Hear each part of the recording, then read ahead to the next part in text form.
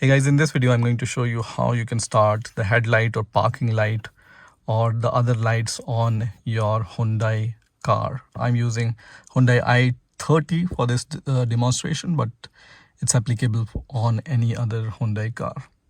So right now when I switch on my car, no light is enabled. So you can see this button here, which is for the lights, right?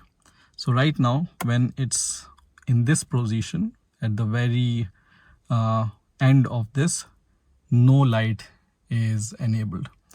When I press and shift this button to auto, then this is in the auto position, right? That means whenever your car detects that it's night time or your car is parked, the associated light will be displayed on your infotainment system, and on your car the light will be automatically on or off if this auto option is enabled.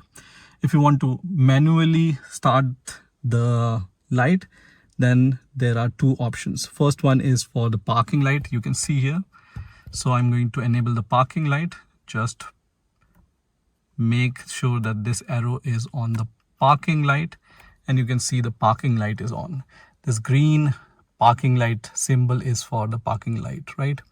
If you want to enable the headlight, then just move this arrow a little bit on the top and you can see the headlight is on.